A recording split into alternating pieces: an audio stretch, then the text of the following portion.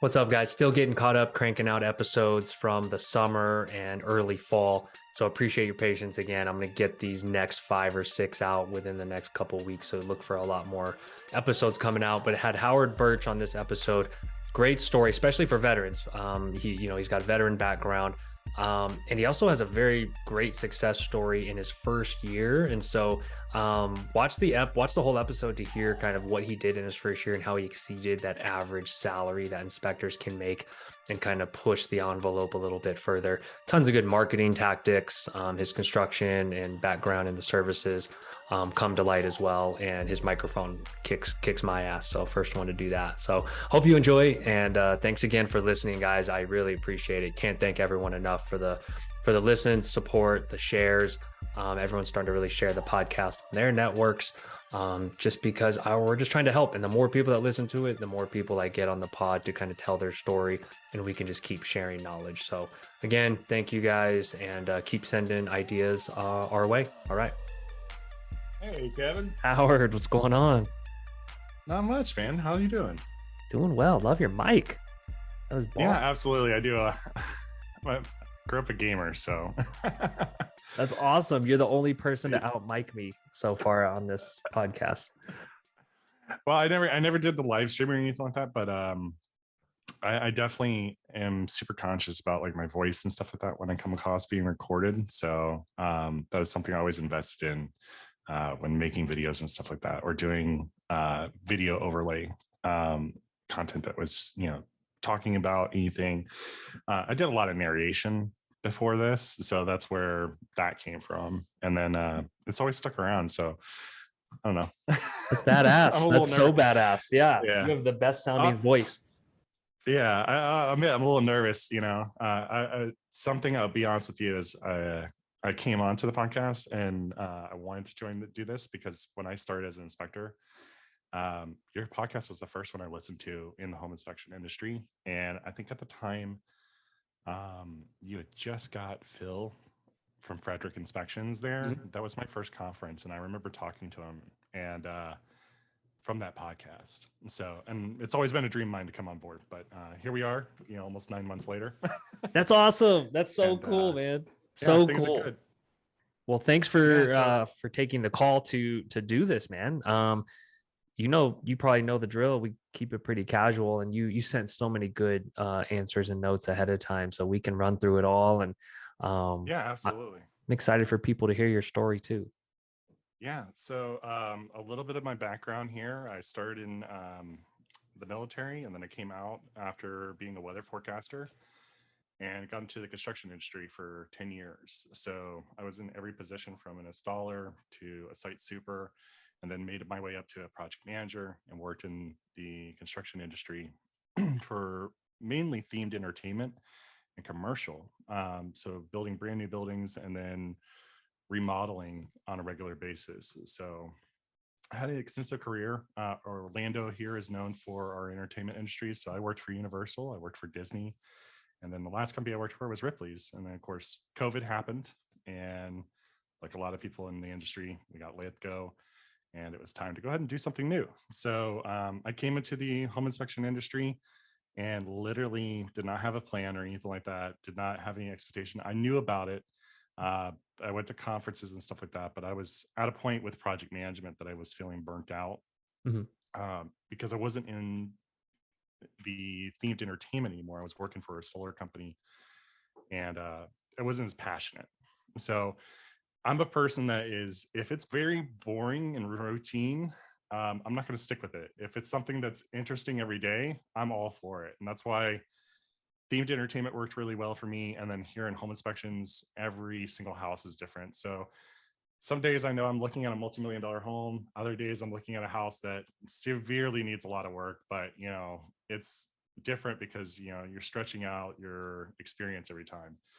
You're getting a new expectation. So there's no standard practice or anything like that in terms of like it's going to be a routine. Sure. It's always going to be different. So I enjoy that.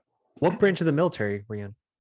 I was in the Air Force. My brother serves in Marine Corps, so we're a very military family. So My grandfather was the first one that really brought that onto us when we were kids growing up. And I was a weather forecaster and was stationed in Louisiana. Was not really, it was really hot and everything like that. But I mean, I didn't get to travel anywhere like I wanted to. So Mhm. I did my enlistment, but I came back out, and like a lot of veterans, that transition process coming back from being in the military to the civilian side is very difficult. And I faced that when it came out. That's why I found the construction industry to be really good for me, because they trained, and you could go from not having a skill set to having a full skill set in less than a year.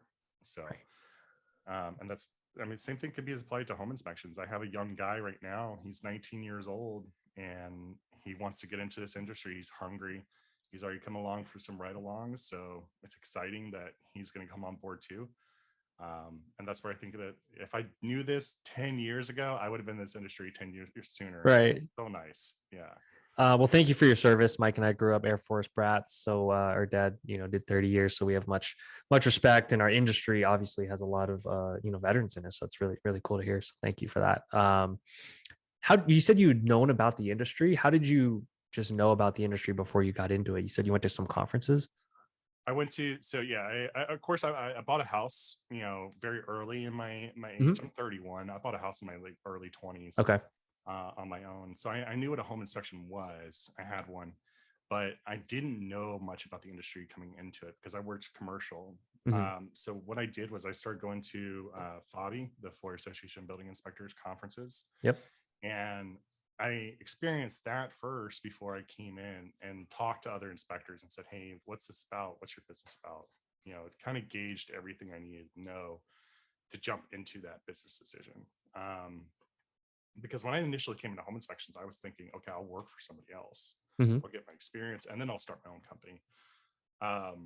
When I found out that a lot of people were not paying a really good wage for that, it really turned me off. And I said, you know what? I can do this myself. I've seen what it's like after doing the shadowing and seeing those inspections. I said, this is something I can do.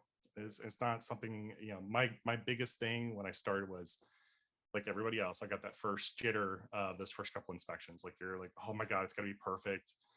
If I make a mistake, somebody's gonna really, I'm gonna get sued. That's the worst case Right. scenario. Right. And after I think after like my first five, I was like, okay, cool. I know what I'm doing. I was very confident. It was more so I had built out the system of how I was going to inspect. I did a lot of trial inspections. My inspection software, with Spectora was great, but I had to build my template out from scratch. Mhm. And once I had my template worked out and I knew what my timing was, I was like, okay. Okay, cool. My inspection is going to take me 3 hours to 4 hours. I'm going to spend more time on the inspection, and it's extremely comprehensive. So the client's going to know everything from the air filter size to any question they have. It's going to be Mhm. there. And then we're looking for solutions, which is something that I took from project management. When you bring a problem to a key stakeholder on a Ripley's or a Disney executive, they want a solution already in mind. They Yes. don't want to sit there and listen to your problems.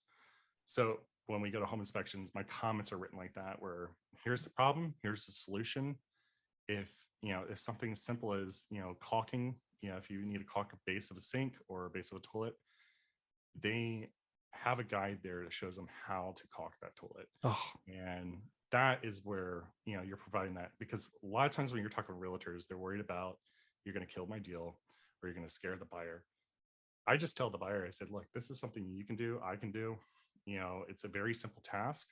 If it's something that needs further evaluation, for example, in the state of Florida, if you need a licensed electrician or plumber, hire those people. Unless you're a licensed individual that can do that, let's talk about it there. But it's like coming from that project management lifestyle, I know enough with expenses that when it comes to telling a client, hey, you need to replace your water heater, and then the question's always asked, well, how much is that going to cost? Well, it varies. It can always vary. It depends on how many contractors you decide to hire. But a water heater off the shelf at Home Depot, $500. There you go. There's your value to determine that price budget to start as a tipping point to get into the job and get it fitted. Excuse me, to get it finished. What's your So take on providing them those contractor recommendations or referrals? If they say, well, do you know a plumber? Like, I'm not going to put in my water heater as a homeowner. How do you feel about um, that? And you're early in the industry, I so I've asked that. yeah. So Kind of. It's a little harder for when I started out, for me when I started out, because all I knew were commercial Yep. contractors. I did Yep. not know residential contractors. What I did was I started calling residential contractors and saying, hey, I need you to come do shit at my house and take care of this problem. And Yep. then I would test them out, see if they were good. So like my roofer that I recommend to everybody, he's roofed my house, he's roofed my parents' house. He's done commercial jobs for me as well, but he's been in the industry for 25 years, Mm. and I trust that guy. And he has built that relationship just from me being a customer, not before. That was way before I was an inspector. So I look at that way, you know, you need to reach out and talk to those guys and develop them. And really, you know, if you can give those recommendations out, give them. Some people look at it as a problem though, you know, hey, I don't want to deal with, you know, contractor A doing a terrible job and it coming back on me. It's not going to come back on you. In the reality of it, you're not hiring them. You don't have any control of them. Yeah. You know, you're just How, making a recommendation. You it's how know, the world works. Yeah. Agents yeah. make recommendations all the time, and they don't worry about I it.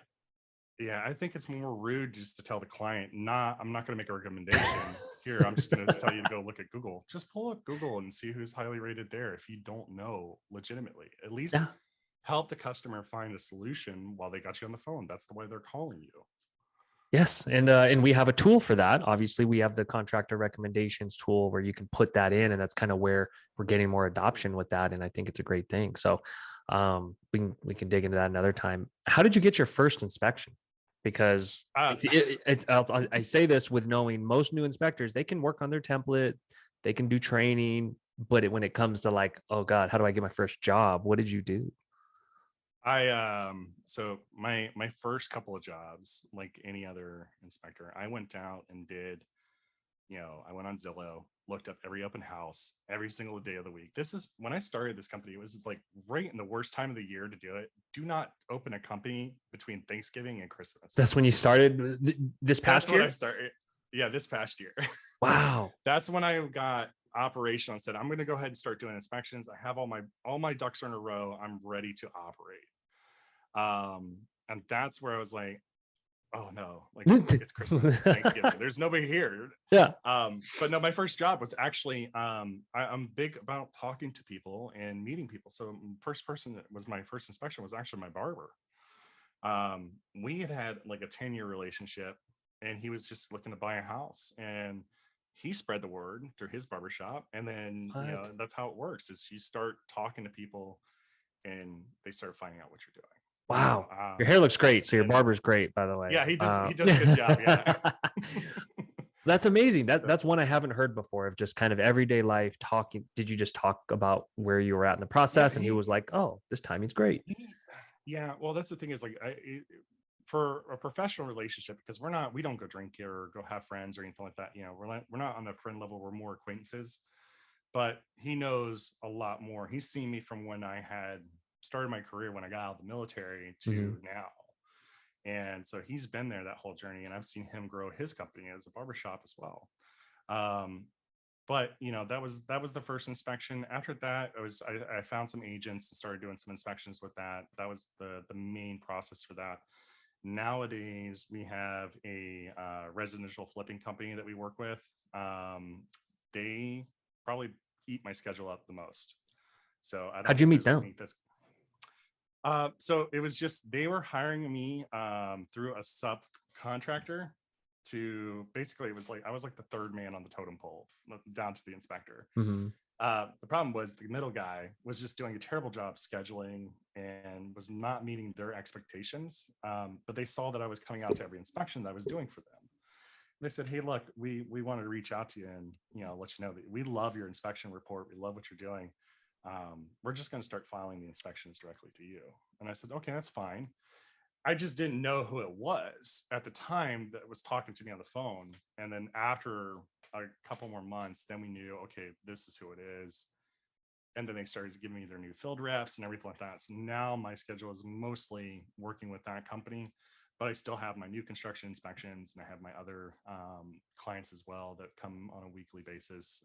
Because we have, you know, I started out and I met a lot of new agents at first. And surprisingly, I would say about 3 out of the 5 first new agents I met, those agents were power hitters this year, and they're just killing it. How did you meet new So agents?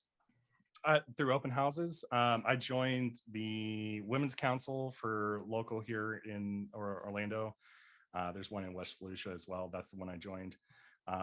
There's the ORA Association, which is Orlando's Realtors Association. That's a big network of real estate agents you can meet. And then also, chambers of commerce, Yeah. BNI groups. I went out Anything. and said, hey, look, I'm not working, so I'm going to be in everything as quick as possible. So I would, and I still do to this day, I still dedicate time for appointments for those groups. So that way I'm able to attend those and still develop those relationships, but also, do my inspections. Wait, they let you show up to a all women's group? Because that. Oh yeah. The Women's Council is. I'm an affiliate partner in there, so I'm. Oh, okay. My business. I thought it was like Yeah, a women's group, and you were like, "Hey, I don't care. I'll show up to a women's group, be the only guy in there." Oh no, I have no problem with it. My girlfriend may be looking at it like she's always worried that you're in a room with a lot of women realtors. I'm like, it's fine, it's okay. Business, it's just business. Yeah, it's business. I'm there for work.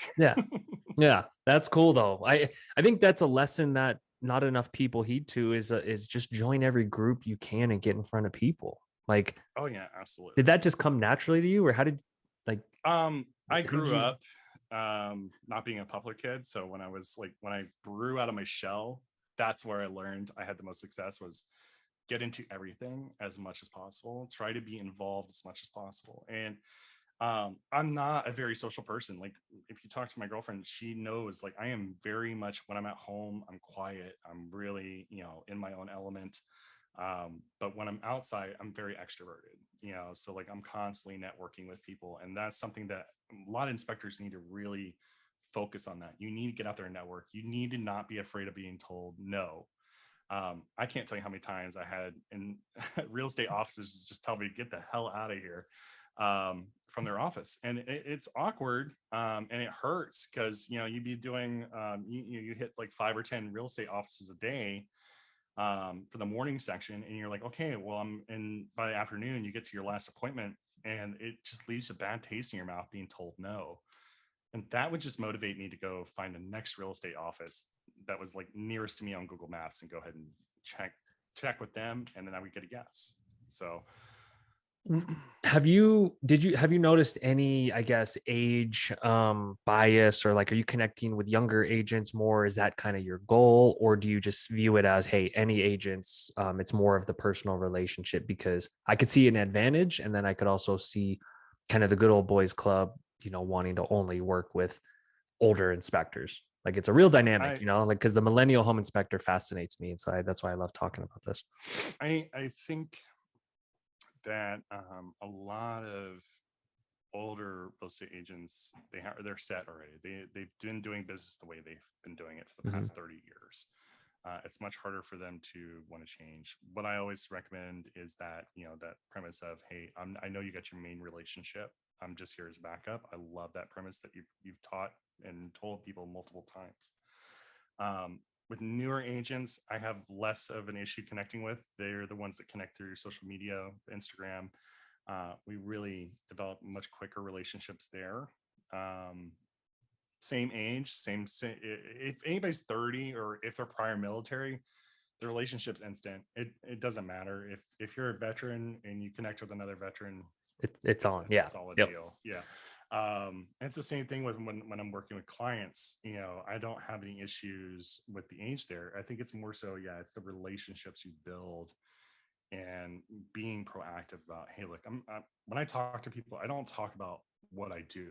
I talk about myself. I learn about them, and then I wait until they ask me what I do. I let them kind of steer that conversation at the beginning when we're developing that relationship. I love using, I love that. I would love everyone to use their advantage and press that, whether it's you're younger, you're more experienced, you have background in construction, you're a veteran. I think that makes everyone personal, right? It makes everyone use what's personal to them. And I think that's the most authentic way to grow. So that's really cool to hear. I figured that the whole, hey, you're newish in the business, I'm newish to this business, let's grow together, is such a fun narrative to pitch to agents, where it's like, hey, we're both grinding, trying to grow this thing. Let's do it together. I've seen that one work really well. Yeah, it has. especially with these new agents that I work with, um, being new, there's a lot of stuff they got to learn about home inspections themselves as Right. a new agent. So that's why realtor education is very important. I think that's a great circuit. I think when you have enough realtor education presentations set up, you need to just make it free to everybody Yeah. and just share that to the entire office and say, hey, look, here's 12 modules that you can send to your real estate agents. So that way I'm not having to do a presentation. It's already pre-recorded. Oh, And that provides excessive value at the beginning without me having to dedicate the time to be there, because they're going to see the branding and the recording. They're going to know who I am by the time I'm done talking after 10 modules of education. so you just put those together yourself based on the education and have, and So did I it just like have, this, just like hit record and talk through what does that we look like? have, we have content done like that. And then I also have, right now I have a videographer setting up for next week. I have a realtor education I'm doing, and we're actually going to record it in person at the realtor's office. So this is for a realty company that's here in DeLand. And that's where one of my power agents comes from. And she brought me into that office. I think it's been like 3 months in the making that I've tried to get into this office to meet with these agents. But that's the thing, you got to be patient. You got to be, everything will come in time. I know in my experience, it feels like I have been racing to the fences as fast as I can because I'm just trying to exceed the goals I have set for myself. So she has you come in, and what are you going to present on? Like, what's the topic going to be? Yeah. So the topic that we're talking about in this one is the number one question everybody gets asked in real estate is, how much is that going to cost? So hedging on my project management experience, there's a lot of tools out there that you can help home buyers and real estate agents find values of what the cost is for painting a room, what the cost is for replacing the AC system. There's a couple websites like Fixer, HomeWise. These are all resources that I think a lot of real estate agents that I meet, they just don't know about it. And then the Yeah. other thing is, the good old fashioned way of, you call 3 contractors, you get 3 prices, and you develop a budget from there. So just kind of sending them more tools to help provide that answer and understanding how to budget maintenance, and then also hire licensed and qualified contractors. Same thing too, the last end section of the module is how to fire a contractor once you've hired them Mhm. and recoup your losses. And so it's all comes from experience from just being in construction industry. If you bought material already, you already own that material. They do not need to walk away with it. So it's just more so information to help that buyer get that question answered. Beautiful. Very practical. Speaking of education, did you say you opened the International Orlando chapter? Yeah. So I just started that here this month in June. So what I'm excited about that is I learned so much in this industry from just talking to other business owners, and not just in real estate, not just in home inspections. A lot of the things that made me really successful early on was from just shutting up, ignoring what I'm thinking, and listening to other people talk and seeing, Oh, okay, repeat can I that. take Repeat that. I'm like, praise, whatever. So like say that again. That's worth repeating. tell yourself to shut up, listen to what other people are saying works for them, and tweak it. Put it into your own business, because that is what's been working for me. There's things that I've tweaked that don't work. All right. And I'll be honest with you. When I did Instagram at first, I thought it was going to work. I was going to get clients coming in the door. I have yet to have a single client that's a homeowner call me from Instagram. I've had real estate agents call me, but not a single client say, I found you locally. There's things that I think that are really good. Like, I didn't believe listening to auxiliary services at the beginning was a good option.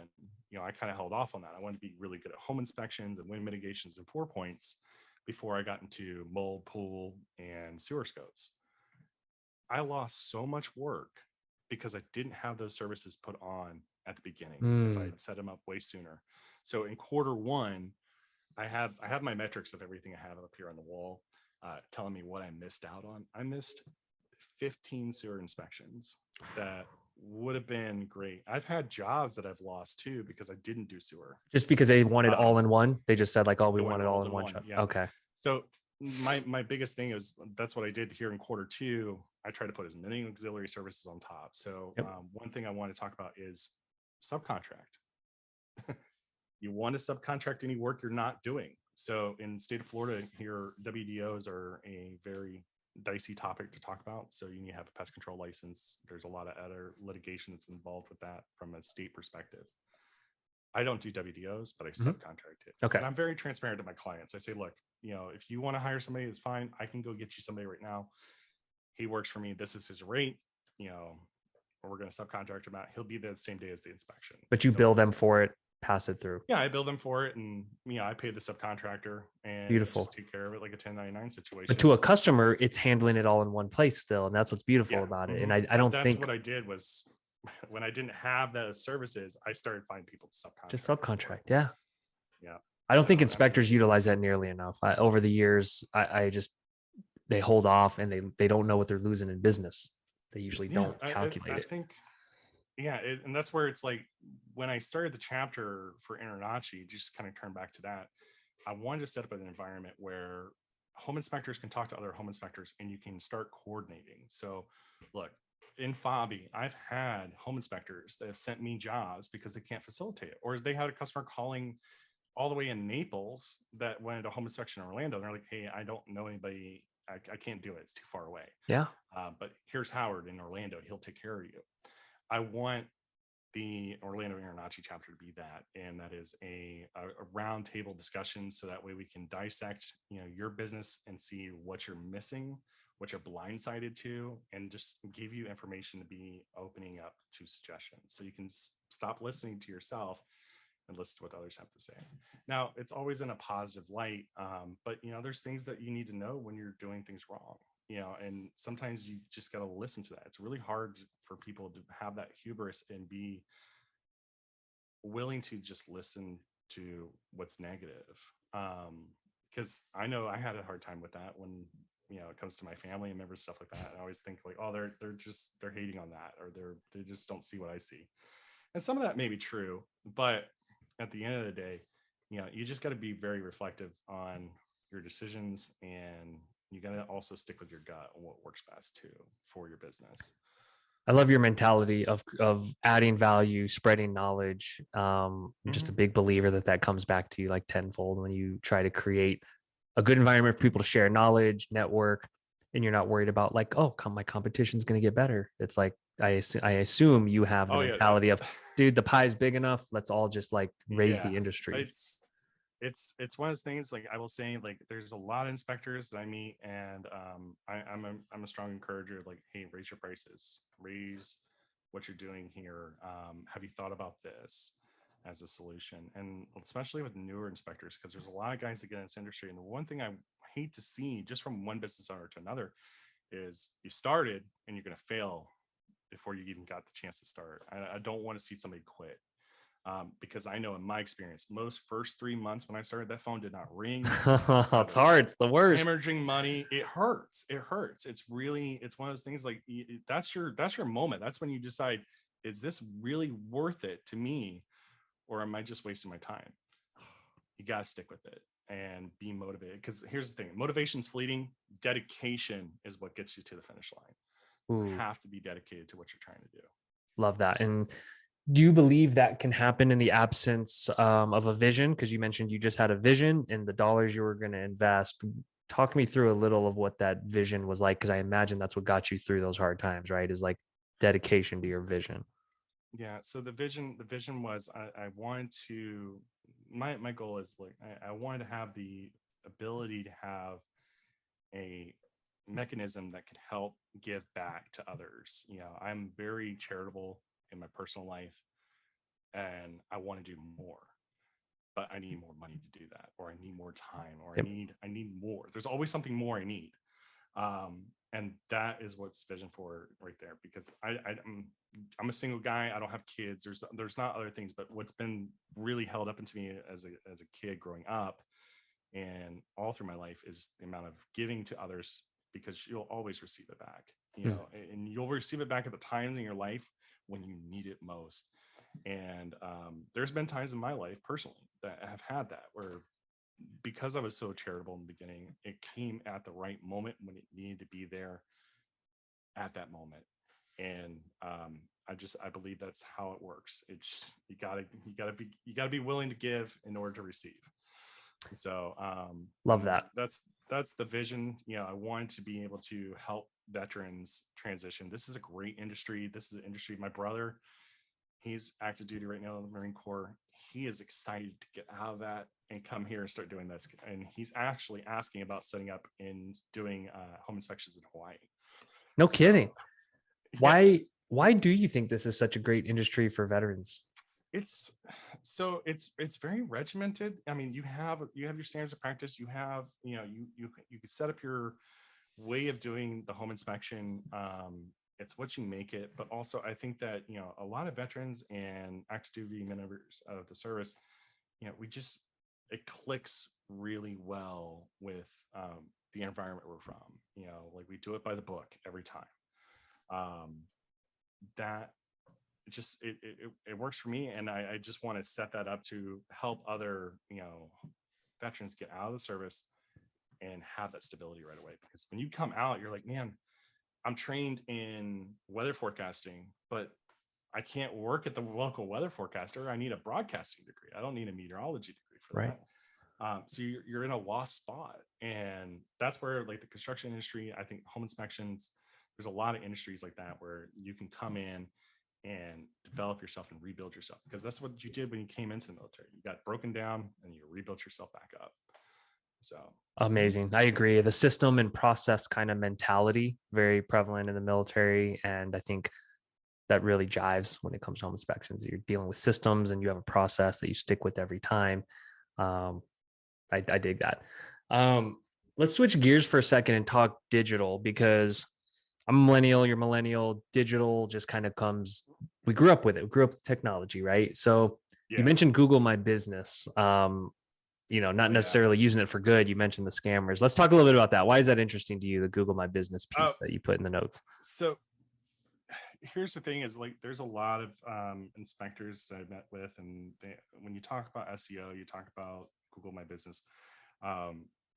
A lot of people are not aware that there's services like Google My Business itself. That is a free service sponsored by Google. That is, you operate that, your account operates that. I get calls every week asking me, hey, do you want to be on the top 3 of Google? The top 3 for the information there that's the top 3 placements for advertising. That is not top 3 for SEO. That's not top 3 for anything like that. The big 3 is just the advertising you're there. I think Google ads, they can be great. They're a crutch to get you to where you're at, point where you're able to get your own leads coming in on your own.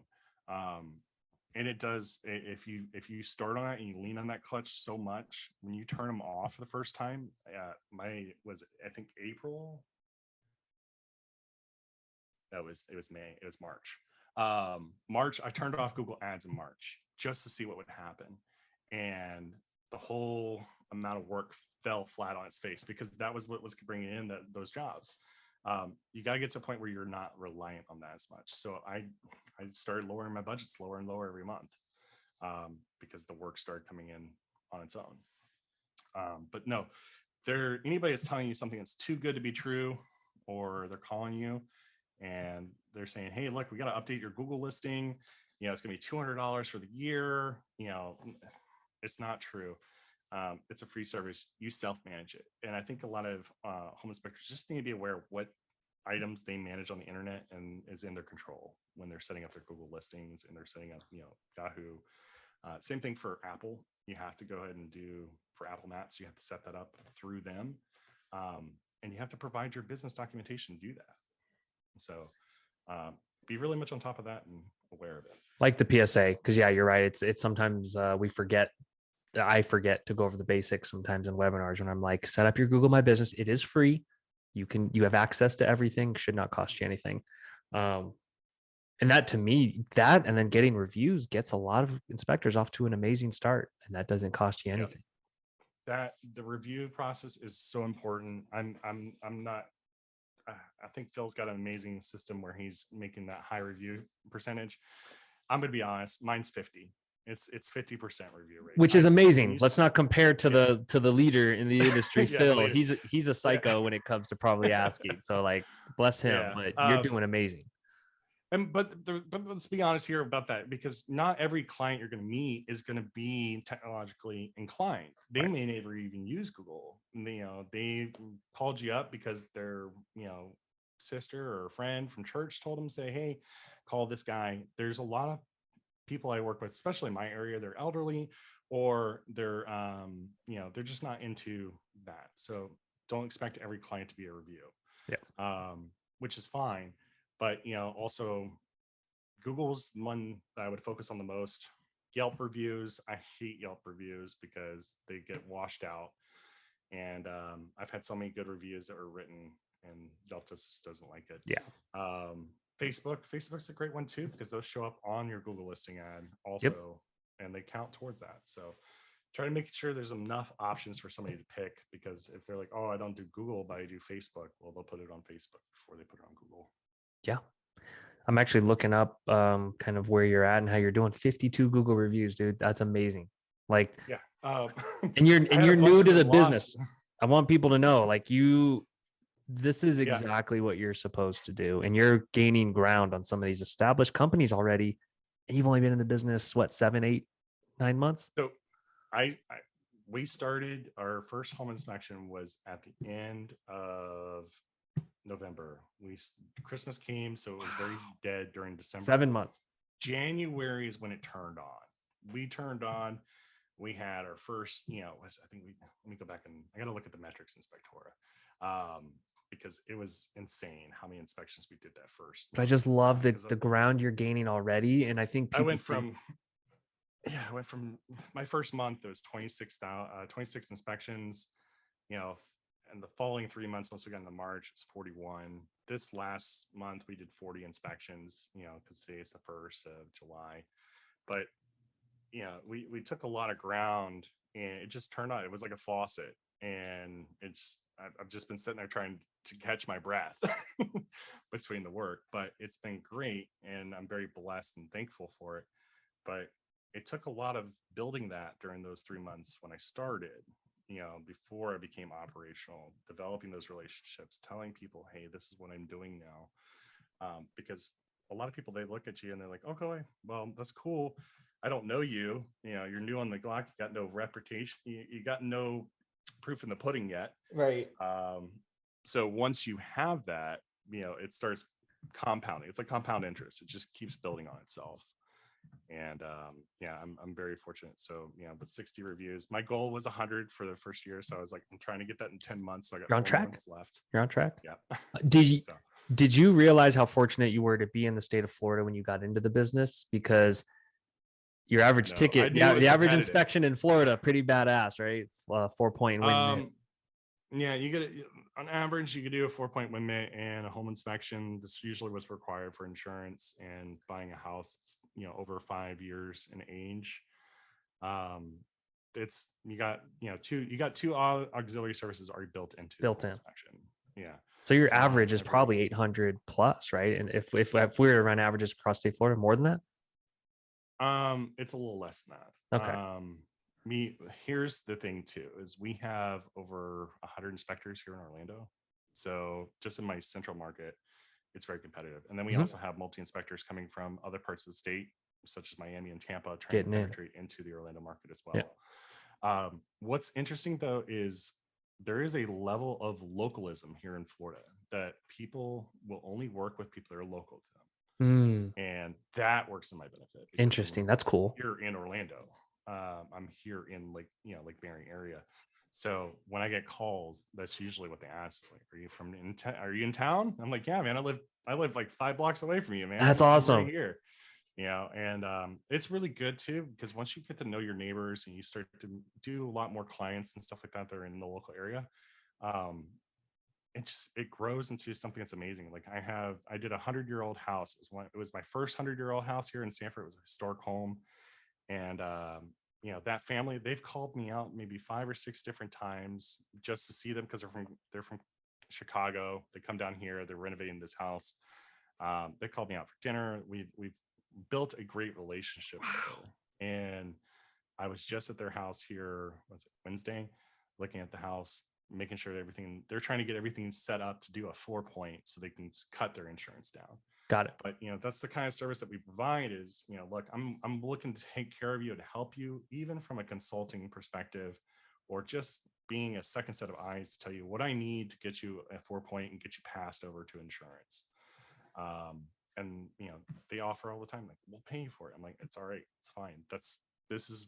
Your relationship with me is more important than the money, because I know you're going to tell everybody to use me. Beautiful. So you got to invest in that. You got to plant seeds. Yeah, to be ingrained in the local community, right? It's more than just throwing up some ads and getting in there and doing inspections. Yeah, absolutely.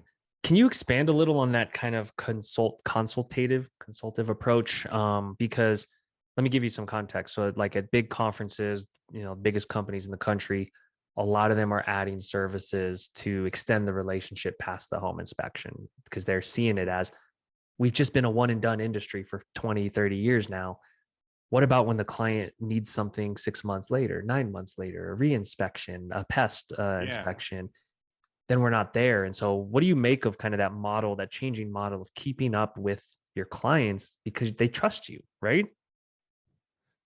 Your clients, you're going to have champions between your clients. You're going to have clients that treat you just like a one-time inspection. That's it. They don't want to talk to you ever again. And you see that when you do the follow-up. When you do the follow-up and they're like, they're not responsive or anything like that, people that are real champions behind you, they're going to stick with your business 100% of the way. They're going to be supportive of your business. They're going to be supportive of you.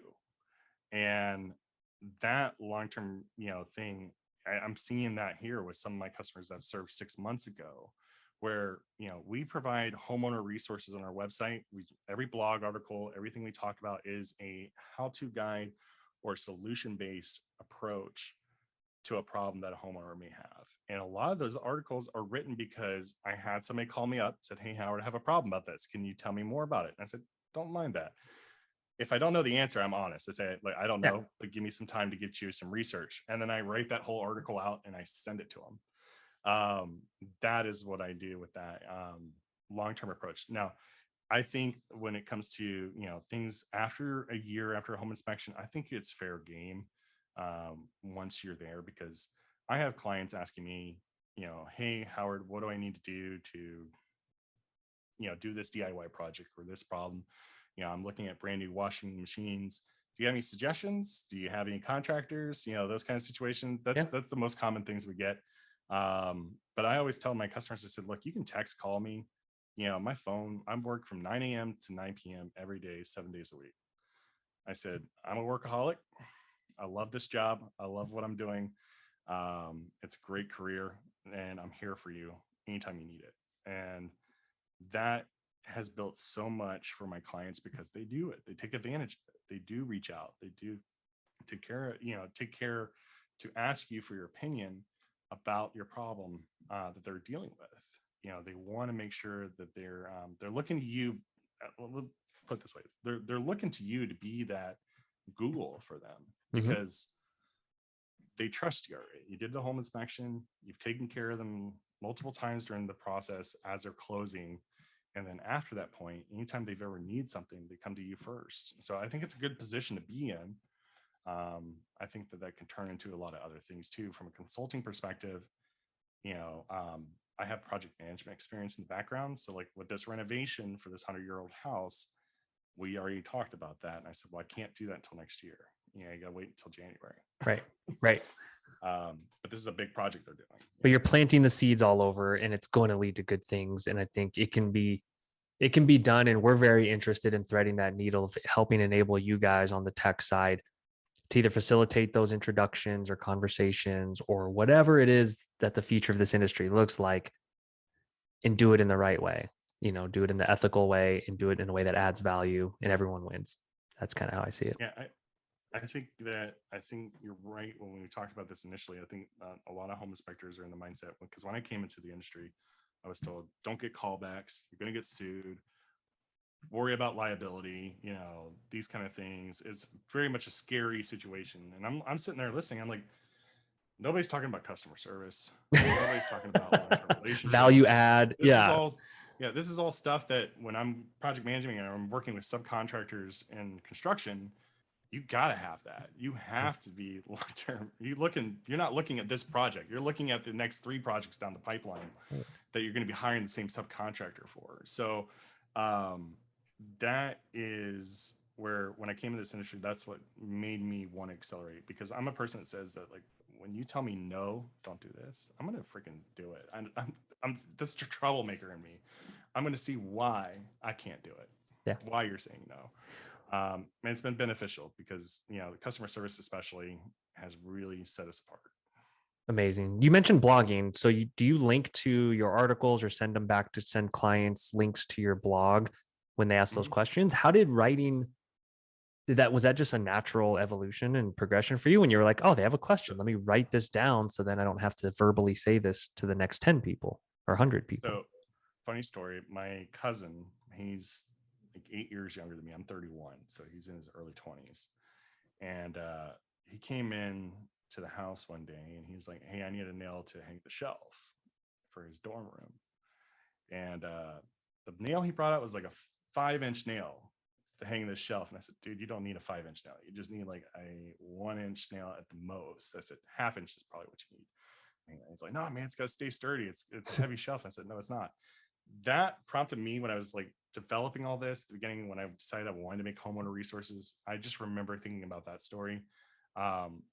Me finding articles to write about, that came with customers asking questions, because once you hear one question, I've always been a person that believes that, like, when you have a process or a solution, you need to record that process or document it, because when it comes to training people or it comes to explaining how a form needs to be filled out to somebody, you don't want to say that 100 times. You want to say it one time and just get it documented.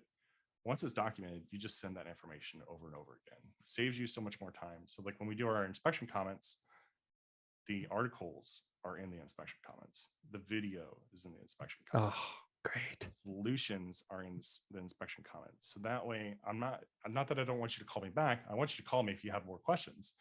But I'm giving you more information than you need to find multiple solutions to solve your one problem. Beautiful. Because I'm giving you choice. Beautiful. And were you an expert writer when you started this, or did you just kind of start writing?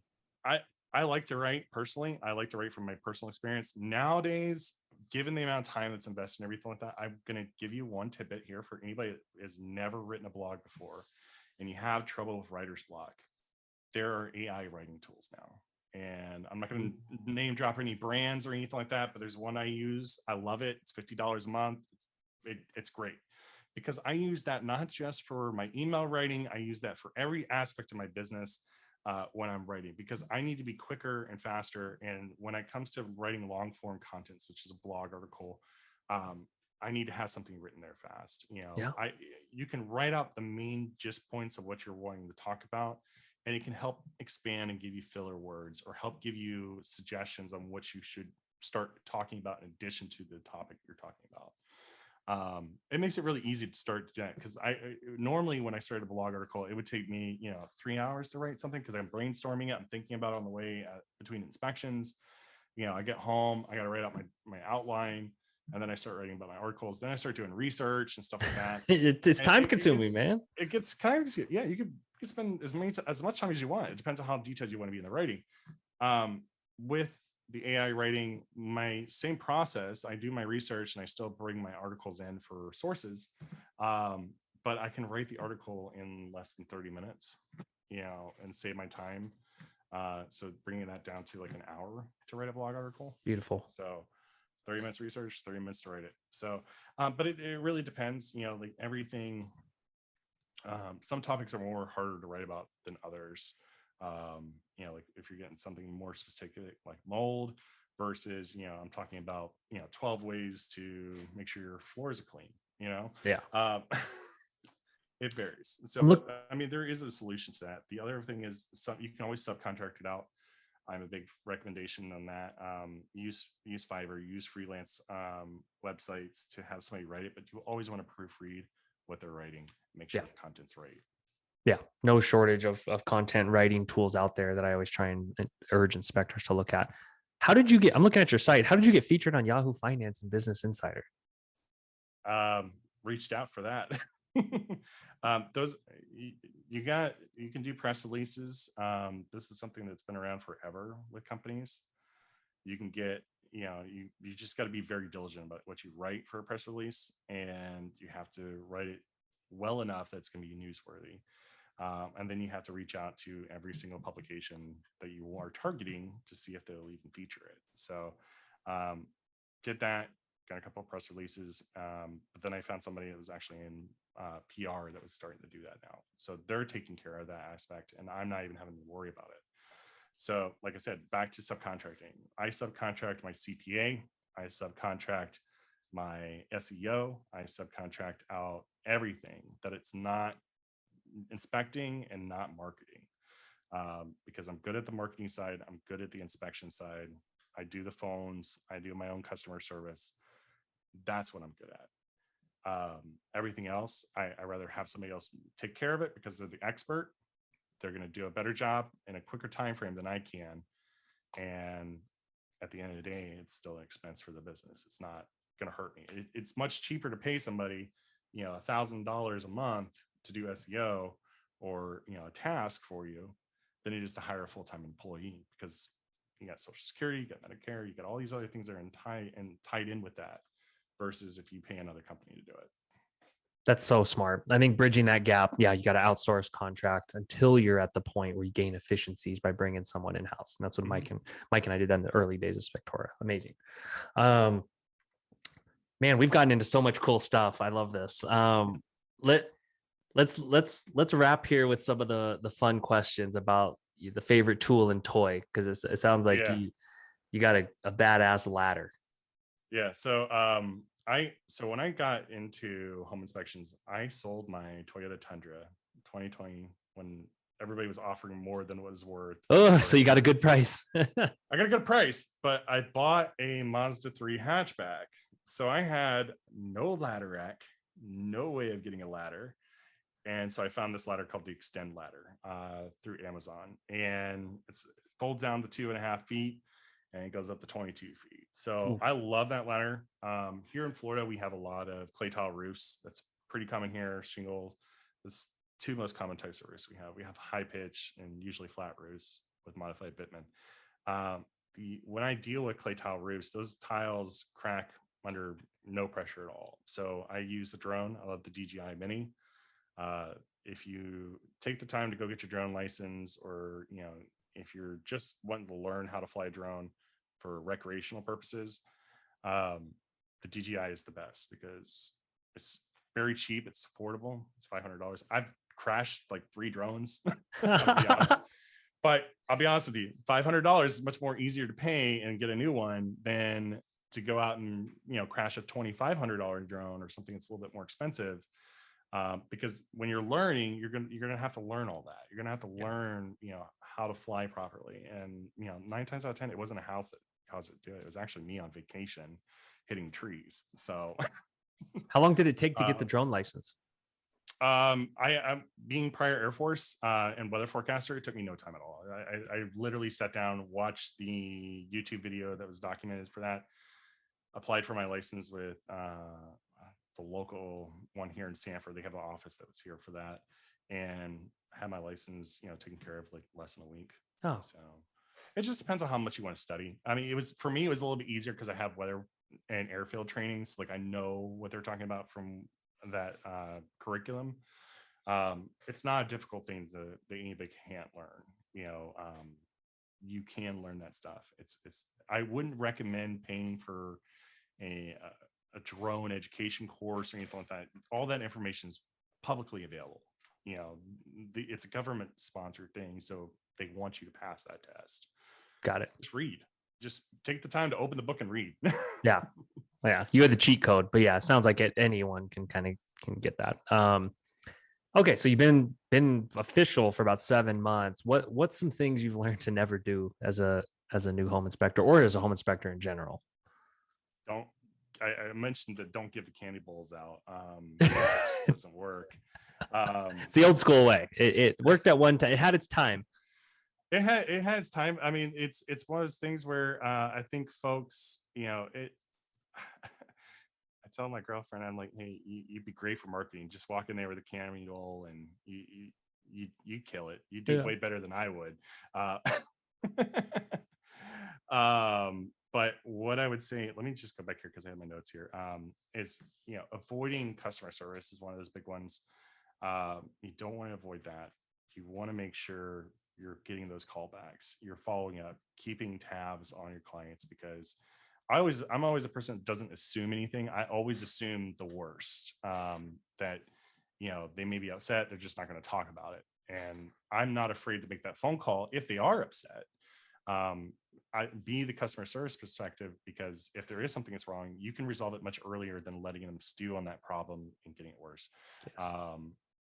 My business was built completely on that trust that I said, and I under promise what I can do intentionally. I don't try to over promise anything. So that way, when I do meet the expectation, exceed it, it looks great in front of the eyes of the client. I'm just very much work within my means. I try not to overpromise anything I can't do. So if I say I'm going to be there at 5 o'clock in the morning and I'm going to be there with a cup of coffee taking care of my client for their home inspection that they need today because their closing inspection period is less than a day, I'm going to be there for that. I'm going to wake up early. I'm going to go to bed early. I'm going to make sure it happens, because you do not want to get known for being late, any kind of excuses or anything like that. Things happen. Like, for example, this week, I had a root canal here that happened on Monday. It was an emergency. I couldn't get a dentist over the weekend. I didn't cancel my appointments. I only canceled one appointment for the afternoon so I can get to the dentist appointment. And I explained to him exactly what's happening, because at that point, my face was swollen all the way up. Yeah. A photo. It's a safety it, issue Kevin. for everyone involved. It looked like somebody hit me with a baseball bat. That was how bad it was. We can make that the thumbnail. We'll make that the YouTube thumbnail. Send me. Please. It was bad. I've only shown that video to like 2 people, my girlfriend, obviously, and then my parents, and they were just so worried. But I had a client that needed to have that inspection in the morning, and they're like, look, it's a multi-million-dollar property. I said, and at that time I was in so much pain, it didn't hurt. The amount of hurt didn't matter for the amount of money that was get paid on that inspection. It was a good inspection, but I was willing to turn it away because I needed medical attention. I still came out, did the inspection, bit my tongue through it. I let the client know. They're seeing it, obviously, so they're feeling terrible, but I'm like, look, I promised you, I'm not going to go back on that promise. If you're not going to be able to do it, if we could have rescheduled it, we would have rescheduled it, but you got to do that. You can't afford not to, because your reputation is going to precede you in ways that you don't know. So, and that's what I would say is, don't avoid customer service. Amazing. Take care of it, make your commitments, and actually commit to them, because your reputation is going to build off that. Yeah, it's a mentality that you have to adopt to be in this for the long haul. Let's go advice for new inspectors, because you've talked over this pod about a lot of efficiency, a lot of areas where you gain efficiencies by outsourcing. But yeah, let's dive into some of these in terms of advice for new inspectors. Yeah. So first thing, everybody's, you got 2 routes for this. You can set up an inspection company that you're going to go multi right off the bat. You need more capital to do that. If you're a single guy in a truck like myself, everybody's in a rush to get that second inspector or grow. What I'm going to say is, you need to really harp in and get laser focused on what you need from your business. How much money do I need every month to take care of my bills, take care of my family, take care of my obligations? You know what you need, because before you became a home inspector and you started your own company, you worked somewhere, you had an income, you know what that number needs to be at. Pay yourself that number. Don't change it. Don't pay more, don't pay less, unless you need more money for operation expenses, but pick a comfortable number. In my case, it's a very low number. Because I don't need a lot. Yeah, low burn rate's great. Yeah, so I am not worried if I don't have an inspection for the entire month. I'm not worried about it. I have a second set of income. I'm fortunate for that, but my number that I need is very low. But I need to pay myself a salary. So you want to set that up as your routine salary. You want to avoid jumping the gun and trying to hire additional inspectors until your workload is at a point where you can't handle it anymore. You're turning away work. Yep. And that's kind of where I'm at now. I have another inspector coming on board, and hopefully he'll turn out great. But during that time, I can't utilize them for 3 months. So just don't think that having a new inspector on board is going to instantly solve your problem. No, you're actually going to have a bigger problem for the next 3 months until they can do their own inspections. It's double work until then. The way you need to. Yeah. But use your capital as much as possible that you have in your account, because if you're paying yourself low and you're only one guy in a truck, use your capital to make major investments for your company and help grow it. So if you need to hire a CPA, hire them. If you need to hire SEO, hire a virtual assistant. This is the best advice I can give anybody. Hire a virtual assistant. They will save you so much time and money and headache by solving problems of things that you need to do for your business anyways. I need to reach out to follow up with these customers. I need to follow up with these real estate agents, or I'm just establishing a cold call list for when I do my marketing on Monday. That cold call list is written by a virtual assistant. She puts it all into a spreadsheet. She's got all the information, and all I have to do is when Monday morning comes around, I make all my cold calls. I make all my follow-up calls. I got my CRM set up to do that, through a spreadsheet. And that's all she does. And I pay her for 10 hours a week. And it's best money I've ever spent. Hire an SEO team, take those auxiliary services on earlier than I did. I waited a whole quarter. If you can get into an auxiliary service really quickly, some of the best ones, like for here in Florida, it's 4 points of wind mitigations. I did, we did 106 wind mits and 87 4 points just in the first quarter. So I'm finishing up this quarter's numbers still, but it was more than enough. 200 inspections off of a certification that cost me $200 to go get. Right. So go get those certifications. Go get pool inspections. Go get stuff that's very simple and easy that you can add on to your home inspection report as an add-on. WDOs in other states, that's one that should go hand in hand with every inspection. Here in Florida, we do WDOs, but I don't get a lot of requests for them, to be honest, because normally when I see them, I make the recommendation saying, hey, we need to get you a pest control guy in here to go ahead and write your WDO up. But yeah, just really focus on staying lean overall and use your capital the best you can. Because what happens is when you're paying yourself, in my case, I'm an S corporation. So you got to remember, when you pay yourself a W-2, you got to pay your business taxes. You got to pay your personal taxes.